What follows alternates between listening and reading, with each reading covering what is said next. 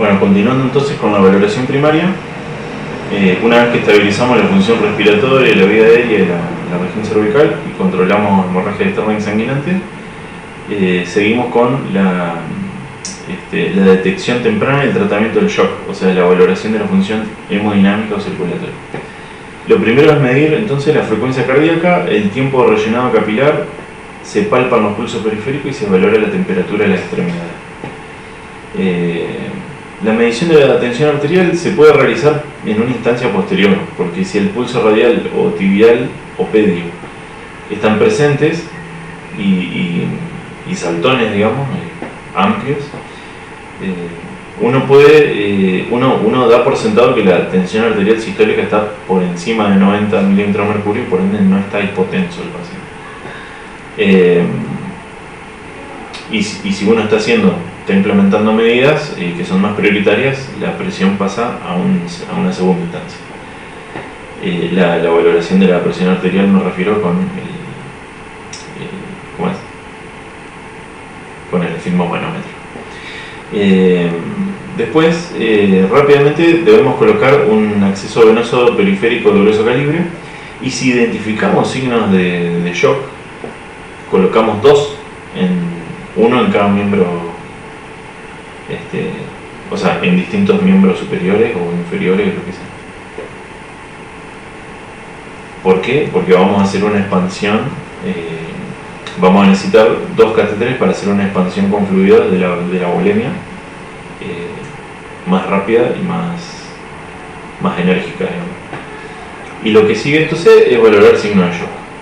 La presencia, el shock tiene signos tempranos y tardíos. Los tempranos serían la taquicardia, la taquipnea, la palidez, las extremidades frías y sudorosas y los pulsos periféricos débiles o ausentes, con un relleno capilar prolongado, o sea, mayor a 2 segundos. Esto es la presentación del shock hipovolémico hemorrágico, que es el más importante en el paciente politraumatizado, pero por ahí en otros tipos de shock no están las extremidades frías y los pulsos no están ausentes, los periféricos, al contrario. Pero como el prototipo del modelo de shock es ese, lo comento así. Y los signos tardíos serían la alteración del sensorio y la hipotensión arterial. La oligonuria es algo que vamos a valorar después, cuando coloquemos una sonda vesical, que lo vamos a hacer en el último. Entonces, ¿cuál es el concepto de shock? Se entiende como tal al fallo generalizado del sistema circulatorio, que provoca que los órganos y tejidos no tengan el oxígeno suficiente que necesitan para funcionar y para mantener las funciones vitales. Estos tejidos, que normalmente mantienen un metabolismo aeróbico con aporte de oxígeno, tienen que virar hacia el anaeróbico, porque no les queda otra, y esto rinde muchísimo menos en la producción de energía, deja como producto de desecho el ácido láctico o el lactato, y esto genera acidosis metabólica, que es una condición muy grave. Y a su vez se produce un daño en el interior de los vasos sanguíneos, en el endotelio, que son las células del interior del vaso sanguíneo, con la consecuente alteraciones de la función de la coagulación y posterior coagulación intravascular diseminada, ¿no? Que sería como la situación más grave del shock en una fase más avanzada. Y esto empeora aún más la hipoxia hacia los tejidos, porque además de ya tener poco flujo sanguíneo que llega, vas a tener los vasos sanguíneos tapados por trombos, y como consecuencia final entonces se produce el fallo multiorgánico, que posteriormente lleva al paro cardíaco y a la muerte. En el paciente politraumatizado, el principal tipo de shock, como lo dije ya varias veces, es el hipovolémico hemorrágico. Sería el más frecuente, o el principal a sospechar. Y en segundo lugar tenemos que pensar en los obstructivos, es decir, el corazón no puede funcionar bien porque hay algo que está obstruyendo los vasos sanguíneos o el mismo corazón para bombear la sangre suficiente para mantener este aporte de oxígeno a los tejidos, ¿no es cierto? Y las causas serían en la motora exatensión, que es una lesión torácica grave que en el ambiente prehospitalario debemos tratar y mejoramos un montón el pronóstico del paciente. Y en segundo lugar, bueno, el taponamiento cardíaco, que ahí sí es más complicado porque requiere la pericardiocentesis, o sea, una punción directa al pericardio, que normalmente se hace guiada por ecografía y que si uno no está muy entrenado, por ahí puede causar más daño de los que le genera beneficio al paciente. Y por último, hay otro tipo de shock que es mucho menos frecuente, que es el neurogénico, que se produce por lesión medular, y esta lesión medular causa una desregulación en el sistema nervioso autónomo con disminución del tono simpático a los vasos sanguíneos. Y es muy parecido, o no sé si es muy parecido, pero es algo parecido al shock anafiláctico, en el sentido de que la causa o el mecanismo fisiopatológico es que los vasos sanguíneos se abren y se produce una redistribución del flujo hacia la periferia. Y bueno,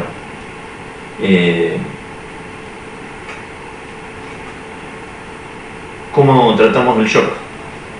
En todos los casos, en el medio prehospitalario y al principio, digamos, cuando uno está haciendo la valoración inicial, se debe hacer una expansión del volumen vascular con soluciones cristaloides isotónicas, preferentemente las balanceadas, que en castellano, en español sería el Ringer lactato, y en caso de no tenerlo, bueno, la solución fisiológica. Se recomienda no pasar líquidos así a mansalva sin calcular, sino que tenemos que hacer una dosis inicial de 30 mililitros kilo en adultos, y en base a eso vamos reevaluando y viendo a ver si hace falta agregar más, hacer una nueva expansión posteriormente. El problema que tenemos es que, como el principal shock es el hemorrágico, agregarle soluciones cristaloides en algunos casos no va a bastar para revertir el shock, porque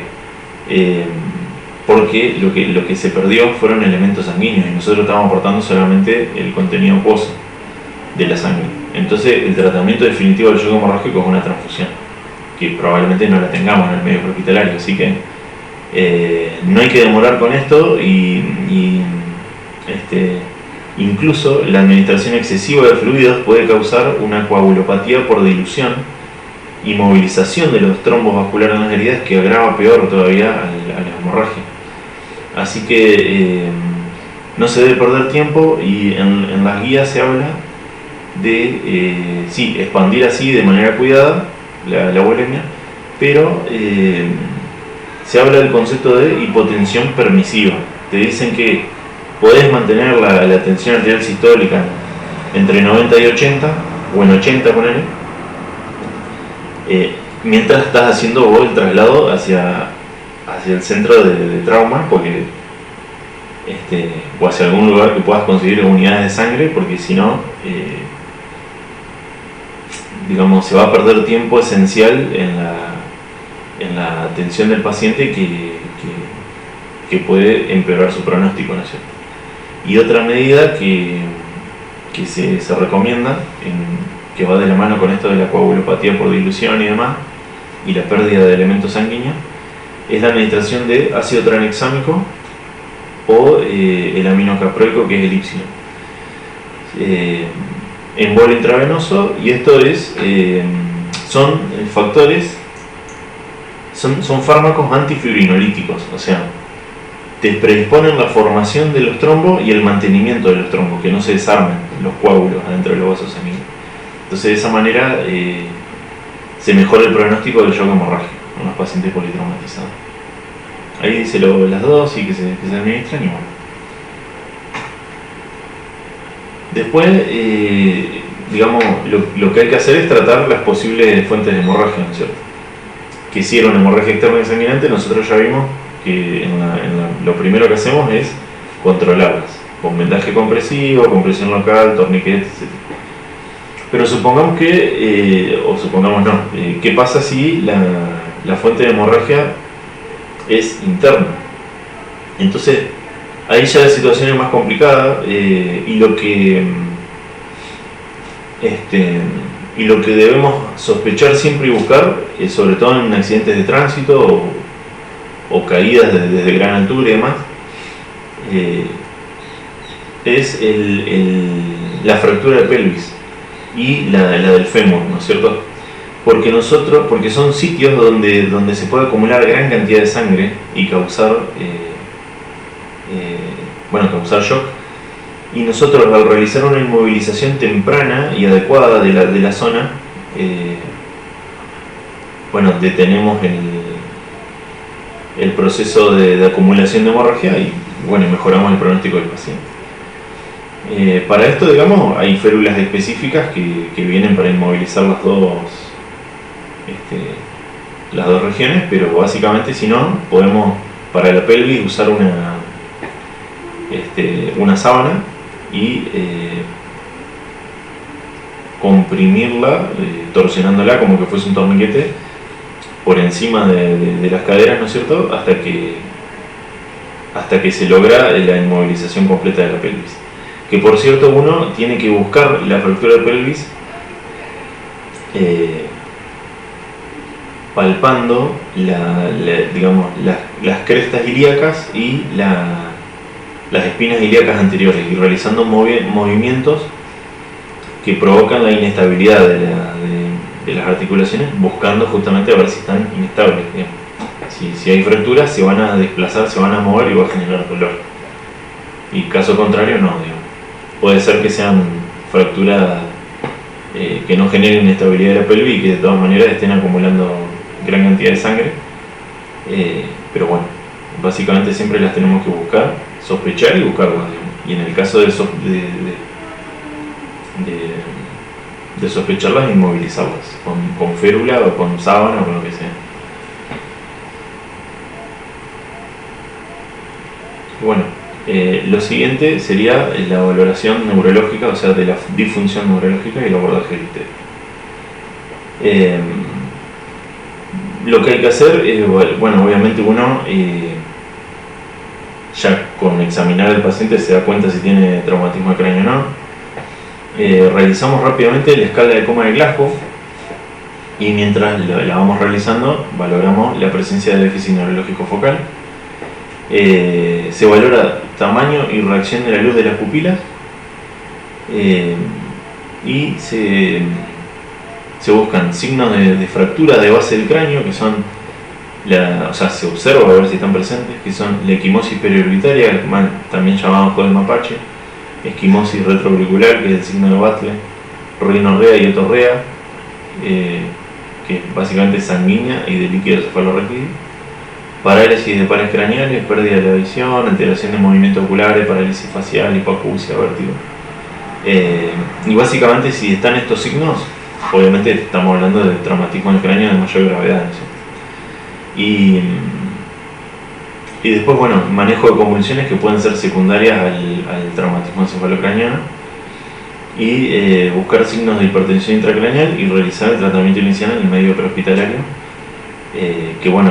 a saber las situaciones que pueden causarla son los hematomas subdurales y epidurales, ¿no? Los que generen hipertensión intracraneal. Después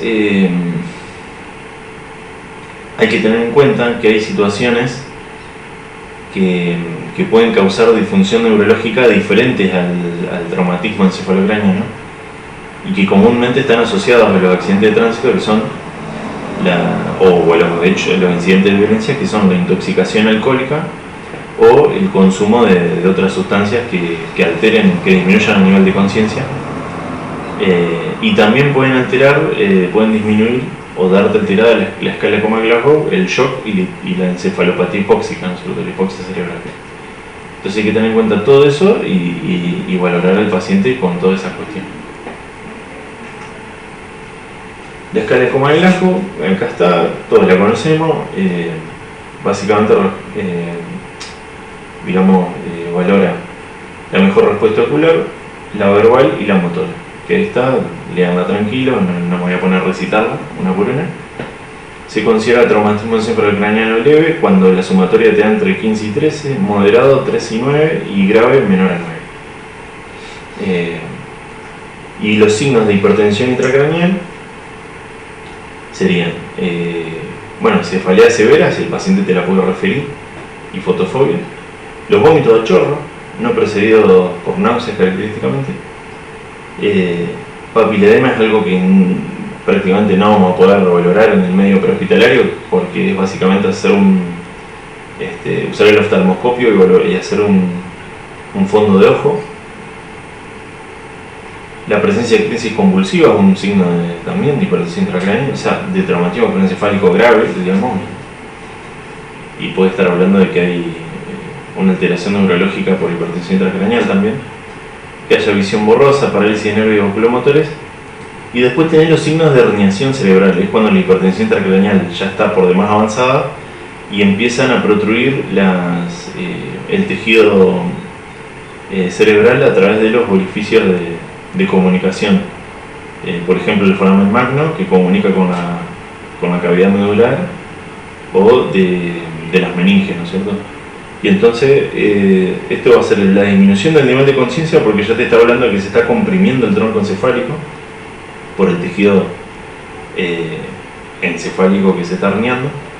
Después tenés la tríada de Cushing, que es por compresión también del tronco encefálico, que es la situación de hipertensión arterial, bradicardia y respiración irregular.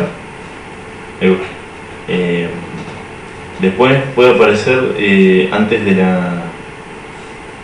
Eso puede aparecer antes de la herniación, digamos, incluso. Anisocoria con reflejo fotomotor abolido y el signo de Babenji positivo. ¿Cómo se maneja inicialmente una hipertensión intracraneal? Se debe mantener la normoxemia y normocarnia, o sea, administrar oxígeno y ventilación si hace falta con el AMBU. Ya no se recomienda, porque por ahí se va a escuchar, o alguno lo tiene ya incorporado, digamos, en los procedimientos de trabajo. Ya no se recomienda la hiperventilación, porque antes se hacía, porque digamos la disminución del dióxido de carbono, o sea, la hipocarnia que te genera la hiperventilación inducida, genera vasoconstricción, y eso disminuye un poco puede disminuir un poco la edematización del tejido cerebral o el hematoma que está comprimiendo ahí, y mejorar un poco disminuir un poco la hipertensión intracraneal. Pero se demostró, ya no se recomienda porque se demostró que esa misma vasoconstricción puede causar mayor disminución en el flujo sanguíneo cerebral, generando mayor daño al tejido cerebral. Y la hiperoxigenación tampoco debe realizarse, o sea, administrar oxígeno porque sí nomás, porque también puede aumentar la lesión neurológica por acumulación de especies reactivas de oxígeno, radicales libres. Entonces, mantener una normoxemia y normocarnia. No administrar oxígeno porque sí y no hiperventilar.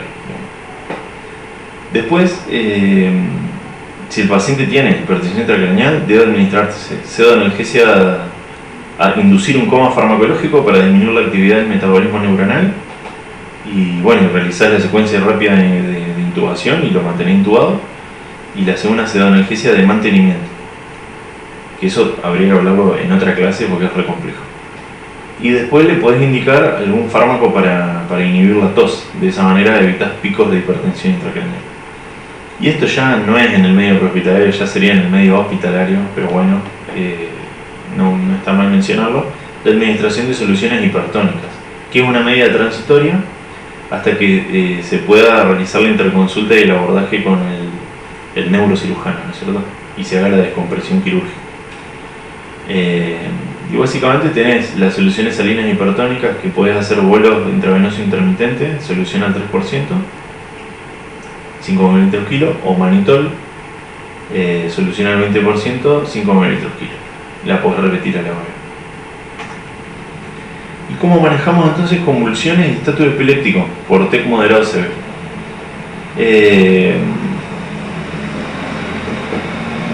El manejo de las crisis convulsivas básicamente te va a incluir, ahí sí se recomienda administrar oxígeno al 100%, Colocar un decúbito lateral izquierdo si es posible y siempre movilizándolo en bloque al paciente, porque no olvidemos que puede tener una lesión cervical y posible lesión medular asociada. Rápidamente administramos diazepam, lorazepam, una ampolla intramuscular intravenosa, dependiendo si ya hay vía o no. Y si a los 5 minutos no cede o hay 2 o más crisis convulsivas sin recuperación completa de la conciencia, a pesar de las benzodiazepinas, digamos, hacemos el abordaje de estatus epiléptico. Ya es un estatus epiléptico lo que tenemos ahí, secundario al trauma. Y bueno, el manejo del estatus básicamente realizamos secuencia rápida de intubación y si está disponible administramos fenitoína. El cálculo es medio complejo, básicamente el que yo al menos estoy acostumbrado a usar y el que he visto en la mayoría de los lugares es 20 miligramos kilo diluido en 100 mililitros, a 10 miligramos de solución fisiológico administrado a 50 miligramos por minuto, que es complicado porque ahí tiene que hacer el cálculo más o menos a ojo. Si el paciente pesa 50 kilos, porque tampoco lo va a poder pesar, el cálculo te corresponde en 1000 miligramos, 10 ampollas, y la vas a pasar a 10 gotas por minuto para respetar el 50 miligramos por minuto. Y así les dejo el cuadrito para que lo vayan chusmeando para no recitarlo. Y si no tenés tantas ampollas, que puede pasar en el medio prehospitalario, podés administrar de media ampolla cada minuto en vuelo intravenoso directo hasta que se dé la convulsión o te quedas sin ampolla.